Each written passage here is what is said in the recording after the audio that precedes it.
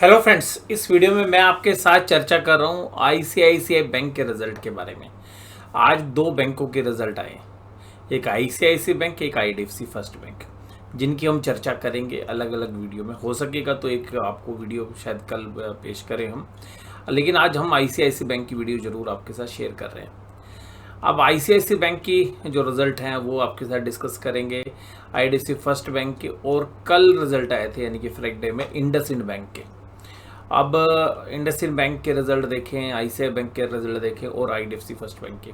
अगर तीनों बैंकों में, अगर मुझे कहीं पर भी तीनों बैंकों में सबसे अच्छे रिजल्ट लग रहे हैं तो वो आईसीआईसीआई बैंक के लग रहे हैं। और आईसीआईसीआई बैंक के रिजल्ट में भी एक चीज़ तो जहाँ पे दिख गई है, इन बढ़िया रिजल्ट्स के अंदर भी ग्रोथ नाम की चीज़ लगभग ख़त्म होने की ओर है। यानी कि बिजनेस के अंदर जो भी, मतलब आप अपर एंड में देख रहे हैं, यानी कि जो भी ग्रोथ की अपॉर्चुनिटीज़ थी, अगर डिपॉजिट ग्रोथ अगले क्वार्टर में नहीं बढ़ी, यानी कि जो बाज़ार में, शेयर बाज़ार में पैसा जा रहा है, और अब मुझे लग रहा है कि जिस तरीके से गोल्ड के रेट कम हुए हैं गवर्नमेंट की ड्यूटीज़ कम होने की वजह से, मुझे ऐसा लग रहा है कि लगातार आप जो अभी साल का ये सीज़न बच गया है, क्योंकि अब हम जा रहे हैं फेस्टिवल सीजन की तरफ चले जाएंगे 2 महीने बाद, एक फिर शादियों का सीज़न शुरू हो जाएगा। मुझे ऐसा लगता है कि गोल्ड के अंदर ना इंडिया इस बार ज़बरदस्त खपत करने वाला है, और गोल्ड के अंदर एक ज़बरदस्त बाइंग जो है आने वाले समय में देखेंगे। और जिस तरीके से अगर शेयर बाज़ार में पैसा लग रहा है, और एक अच्छा खासा पैसा जो आज की डेट में बैंक डिपॉजिट्स में पड़ा हुआ है, वो शायद गोल्ड की तरफ भी मूव करे, क्योंकि गोल्ड में एक बेनिफिट आ गया सीधा। हालांकि जो लोग सोवरेन गोल्ड बॉन्ड लेके बैठे थे, हमारे जैसे निवेशक, उसके साथ जो है सरकार ने, मैं यही कह सकता हूँ कि एक इस तरीके का भेदभावपूर्ण रवैया जो है अपनाया है, क्योंकि सरकार ने अपनी जो गोल्ड सोवरेन बॉन्ड है उनकी रिडेम्पशन की लाइबिलिटीज़ घटाने के लिए वो ड्यूटीज़ को कम कर दिया, यानी कि जो अपनी लाइबिलिटीज़ थी उसको 9% कम कर दिया। हालांकि वो सोवरेन गोल्ड बॉन्ड के जो निवेशक हैं उनके ऊपर जो है एक तरीके का बर्डन पड़ा है। लेकिन मुझे लगता है कि रिटेल मार्केट के अंदर और इवन एसजीबी के अंदर, यानी कि सोवरेन गोल्ड बॉन्ड में, इस समय पर हमें लग रहा है कि एक बहुत अच्छी बाइंग जो है आने वाले 5-6 महीनों में देखने के लिए मिलेगी, जिसकी वजह से हमें बैंक के जो डिपॉजिट्स हैं उन पे एक और प्रेशर देखने के लिए मिल सकता है। और इस बैंक के भी अगर हम डिपॉजिट की बात करें तो देखिएगा, डिपॉजिट्स पर अगर आप देखेंगे क्वार्टर और क्वार्टर, यानी कि पिछले 3 महीने की अवधि में 1% भी डिपॉजिट नहीं बढ़े। और विदाउट डिपॉजिट ग्रोथ करना बहुत ही मुश्किल है। ये इस बैंक के साथ नहीं, बाकी बैंकों के साथ भी है, बट मैं ये बता रहा हूँ आईसीआईसीआई बैंक के तो बेहतर है, फिर भी मैं आपको कह रहा हूँ। और जिसकी वजह से डोमेस्टिक जो लोन है वो 3.3% ग्रो कर पाई, ये भी मैं मानता हूँ आईसीआईसीआई बैंक की बड़ी हिम्मत वाला काम है कि इतनी कम डिपॉजिट ग्रोथ के बावजूद भी 3.3% क्वार्टर ऑन क्वार्टर आपने एडवांसेस बढ़ा दिया, और रिटेल लोन जो है 2.4% बढ़ा। तो लेकिन मैं क्योंकि टोटल लोन की बात कर रहा हूँ तो टोटल में फिर हम बाइफिकेशन नहीं कर रहे, तो 3.3%। तो इस फ्रंट पे आप मानेंगे कि 3% में इस माहौल में बहुत बड़े मान रहा हूँ, नॉर्मल केस में तो बेकार ही होता। अब अगर हम दूसरी तरफ देखें कि पिछले क्वार्टर से क्या हो रहा है, इंटरेस्ट लेने और देने का जो सिलसिला होता है, यानी कि बैंक ब्याज देता है और लेता है, यानी कि डिपॉजिट के ऊपर तो बैंक देता है और लोन के ऊपर वसूल करता है, तो उसके बीच का जो डिफरेंस होता है जितना ज़्यादा होगा, जिसको हम बोलते हैं निम्स, यानी कि नेट इंटरेस्ट मार्जिन, वो उतना ही बेहतर होता है। लेकिन अगर आप यहाँ पे देखेंगे तो इस क्वार्टर में 4 बेसिस पॉइंट का घटा है, यानी कि 0.4%। और रीज़न क्या है कि आपको डिपॉजिट इकट्ठा करने में मशक्क़त करनी पड़ रही है, और 2 बेसिस पॉइंट का आपने डिपॉजिट पे एक्स्ट्रा दिया है, यानी कि जो कॉस्ट ऑफ डिपॉजिट है वो आपकी बढ़ गई। तो आपकी जो ऑपरेटिंग प्रॉफिट मार्जिन है उसमें 0.4% का बर्डन आपको आता रहा। कॉस्ट टू इनकम कमाने के लिए जो कॉस्ट बियर कर रहे हैं वो भी 50 बेसिस पॉइंट बढ़ती हुई नजर आई, यानी कि 0.5%। Core operating profit over average assets, यानी कि जो एवरेज एसेट्स होती थी उस पर जो कोर ऑपरेटिंग प्रॉफिट कमाते थे, यानी कि जो भी बैंक का टैक्स देने से पहले और प्रोविजन एडजस्ट करने से पहले नॉन परफॉर्मिंग एसेट्स का, उससे पहले जो प्रॉफिट आता है वो, उसको अगर हम टोटल एसेट से डिवाइड कर दें, यानी कि बैंक की जो बैलेंस शीट का टोटल उससे डिवाइड कर दें, तो वो 3.37% आता रहा था, वो भी घट गया, यानी कि प्रॉफिट की परसेंटेज भी 0.6% घट गई, यानी कि ये भी खराब है। मैं बट इसके रिजल्टों को इतना खराब नहीं मान रहा जो बाकी बैंकों के रिजल्ट देखें उसके मुकाबले में। प्रोविजंस कोर ऑपरेटिंग प्रॉफिट का, जो प्रोविजंस हैं, जो कोर ऑपरेटिंग प्रॉफिट है उसका 4.7% होता था, अब क्या प्रोविजन बढ़ गए हैं 8.6, यानी कि असेट्स क्वालिटी पे सारे बैंकों को रिस्क लग रहा है।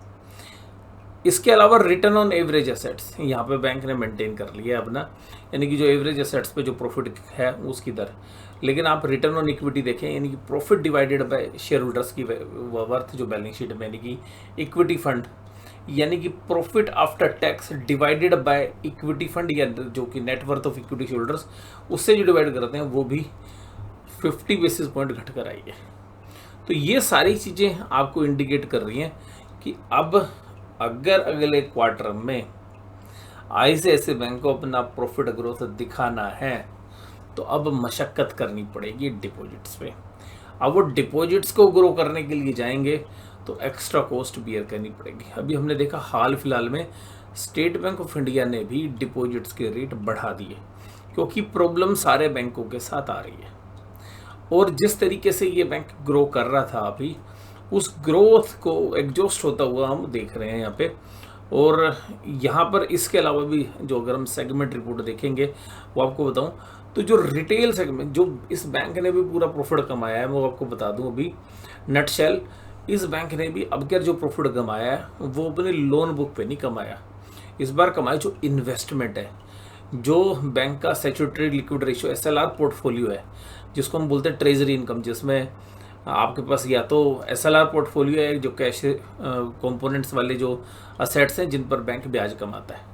तो वो जो ब्याज कमाया है, जो बैंक ने लोन के रूप में नहीं बांटा बल्कि RBI के पास रखा एडिशनल पैसा, या गोल्ड खरीद लिया, या म्यूचुअल फंड्स खरीद लिए, या लोन बांट दिए, सॉरी SLR पोर्टफोलियो में जो लिक्विड असेट्स रख लिया आपने, यानी कि जो कमर्शियल पेपर्स हैं या जो बिल्कुल हाईली लिक्विड असेट्स हैं उन पे, तो वहाँ पर क्योंकि शेयर बाजार भी ऊपर है वहाँ से भी प्रॉफिट आया। गोल्ड के प्राइस भी राइज करे थे इस क्वार्टर में, तो गोल्ड के भी अच्छे प्रॉफिट्स हैं। तो जो ट्रेजरी इनकम है उसने इज्जत बचा ली। अगर आप रिटेल में देखेंगे तो आपका 5,486 करोड़ का रिटेल का प्रॉफिट होना था, वो घटकर आया, सॉरी 548 करोड़ होना था, वो आया 423 करोड़। सॉरी बिलियंस के अंदर फिगर है, 5,486 करोड़ था जो घटकर आया 4,239 करोड़, तो सीधा 1100 करोड़ के आसपास साफ हो गया प्रॉफिट। होलसेल बैंकिंग में भी 500 करोड़ के आसपास। लेकिन ट्रेजरी जो इन्वेस्टमेंट है उससे प्रॉफिट आया, तो ट्रेजरी ने कहीं ना कहीं इज्जत बचाई है बैंक की, अदरवाइज इस बैंक के भी रिजल्ट आपको खराब नजर आते हैं। अब यहाँ देखिएगा ICICI बैंक के जो टोटल इनकम है, उस टोटल इनकम में अदर इनकम में एक अच्छा इजाफा किया, हालांकि एक बार 350 करोड़ के आसपास की एक एक्सेप्शनल इनकम थी पिछले क्वार्टर में, तो अदर इनकम से जो है एक्सेलेंट करती हुई नजर आई है। बैंक ने जो बाकी एरियाज हैं, यानी कि जो जहाँ से भी पैसा कमा सकते हैं अदर बैंकिंग सर्विसेज से, जिसमें गारंटीज वाले जो काम है, जो बाकी लोकर की फीस है वो बढ़ा दी, जो आजकल डिमांड ड्राफ्ट वगैरह तो कम बनते हैं लेकिन उसकी जो फीस बढ़ा दी, उससे जो पैसा है वो कमाया है, या फॉरेन करेंसी को ट्रांसलेट करना है, तो अदर इनकम वाला जो पोर्शन है उसमें काफ़ी अच्छा जो है जंप आया है। उसके बाद अगर हम टोटल इनकम के बाद अगर हम देखें टोटल एक्सपेंडिचर में भी कोरस्पोंडिंगली सेम बढ़ा तो रही है, तो यहाँ से कुछ ऐसा खास नहीं है, मतलब प्रोपोर्शनेटली है पिछले क्वार्टर से। और जो ऑपरेटिंग प्रॉफिट है वो देखेंगे आप तो तकरीबन 1400 करोड़ का, तकरीबन 1000 करोड़ के आसपास का प्रॉफिट आपने बढ़ा दिया, तो ये 1000 करोड़ का प्रॉफिट बढ़ा 6.67, लेकिन यहाँ पर एक ही डेंट पड़ा, वो है प्रोविजंस का। तो पिछले साल के मुकाबले में प्रोविजन बढ़ गया, और पिछले क्वार्टर से तो लगभग 90% के आसपास जो है प्रोविजंस जो है बढ़कर आए हैं इस बार, यानी कि बैंक को NPA की समस्या बढ़ रही है। लेकिन इन सब के बीच में भी आपको एक बात बताता हूँ जो आपको थोड़ा सा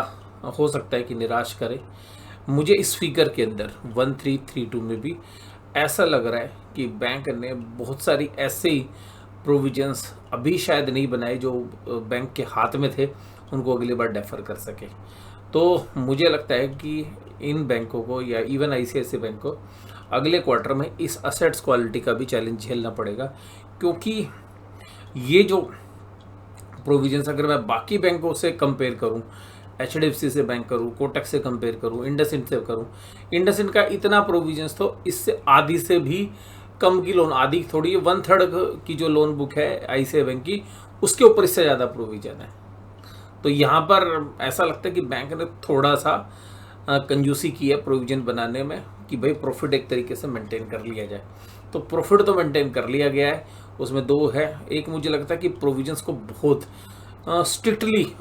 सैचुरेटरी लेवल तक रखा गया है और बैंक ने कोई भी ऐसा जहाँ पर थोड़ा बहुत डाउट था और जो रेगुलेटरी फ्रेमवर्क में नहीं आ रही है उसका प्रोविज़न छोड़ दिया है। क्योंकि बाकी बैंकों में हम प्रोविजंस की फिगर को देख रहे हैं, बहुत ज़्यादा शार्प जो है इंक्रीज़ हुआ, और वो भी रिटेल सेगमेंट में। तो यहाँ पर जो है बैंक ने एक ये भी जो एक फिगर है, मेरे हिसाब से ये जो फिगर है ये तकरीबन अगली बार 2000 करोड़ से ऊपर जाएगी। ये जो फिगर्स है 2000 करोड़ से ऊपर जाएगी, और वो इसलिए जाएगी क्योंकि जो इस बार जो मैटर हैं, जो SMA 1 या SMA 2 की जो सेट्स हैं, वो अगली बार NPA के रूप में आ सकती हैं, और वो रिटेल सेगमेंट में ज़्यादा हैं। हमें ऐसा जो पूरे बैंकों का एनालिसिस करने से पता चल रहा है। अगर हम प्रोविजंस की बात करें, प्रोविजंस के बाद बात करें, तो प्रॉफिट तकरीबन 300 करोड़ बढ़ के आया है। तो जो EPS है वो 15.26 से 15.73 आई है। कुल मिलाकर ये चीज़ बता रहा हूँ मैं आपको कि प्रॉफिट को मेंटेन करा दिया गया है ट्रेजरी इनकम से। जो मेजर बिजनेस की इनकम्स हैं, अगर वहाँ से अगर आप देखें रिटेल लोन में चाहे होलसेल लोन में, वहाँ पर प्रॉफिट ग्रोथ नहीं है, वो सेगमेंट रिपोर्ट से हमें पता चल रहा है। इसके अलावा अब बैंकों को ग्रो करने में दूसरी समस्या क्या है, डिपॉजिट ग्रोथ बढ़ नहीं रहा, और कैपिटल एडिक्वेसी रेशो अपने पिछले 1.5-2 साल के लोएस्ट लेवल पर आ गई, 16% से नीचे आ गई। यानी कि बैंक को या तो नई कैपिटल रेज करनी पड़ेगी या डिपॉजिट ग्रोथ। तो इस समय पर दोनों चीज़ें समस्या है। तो अल्टीमेटली ये जो बैंक एक प्रीमियम वैल्यूएशंस ले रहा था HDFC बैंक या कोटक बैंक के ऊपर, वो इस वजह से ले रहा था क्योंकि ये ग्रोथ डिलीवर कर रहा था हर क्वार्टर में। और जो इस बार इनके एनालिसिस को करने के बाद ऐसा लगता है कि अब ICICI बैंक को भी, क्योंकि ग्रोथ तो इस बार भी नहीं आई है, तो बिजनेस में तो ग्रोथ खत्म हो गई,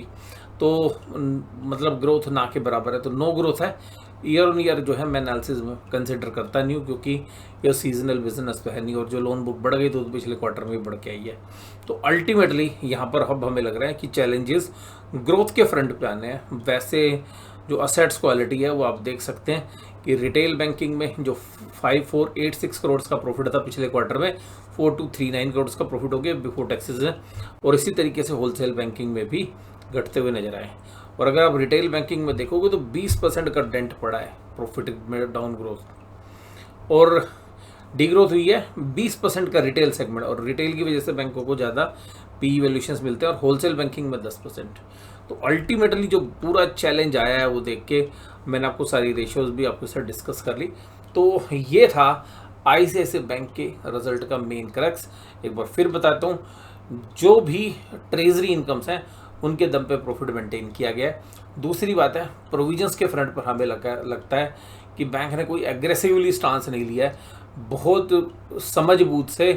अपने प्रॉफिट को मेंटेन करने की कोशिश की गई है। और जो प्रोविजंस बिल्कुल किनारे पे थे, यानी कि जो इस बार बैंक अपने अगर दृष्टिकोण से देखता, एक प्रूडेंस को फॉलो करता, तो शायद वो इस बार बन सकते थे प्रोविजंस, लेकिन बैंक ने पूरे के पूरे रेगुलेटरी फ्रेमवर्क्स के हिसाब से मेंटेन किया है, और जो प्रोविजंस बच गए हैं वो अगले क्वार्टर में डेंट पड़ेंगे। तो अल्टीमेटली इसके ऊपर हमारे को ये लग रहा है कि शेयर प्राइस पे क्या इसमें पूरे एक साल में हुआ है, तो वो देख लेते हैं, थोड़ा आइडिया हो जाएगा। तो शेयर प्राइस चला है 21%, 22%, और पिछले साल से भी ग्रोथ देख लो भाई कितनी आई है। तो पिछले साल थी EPS तकरीबन 14 रुपये, तो उतनी परसेंटेज ग्रोथ नहीं आई है, वो ग्रोथ आई है 15-16%, जबकि शेयर चला है 21.92, यानी कि 22% शेयर चला है। और एक एंटिसिपेशन भी था रिजल्ट से पहले कि भाई बहुत बढ़िया रिजल्ट आएगी, बहुत ग्रोथ आएगी, जब बस वो सब कुछ जो है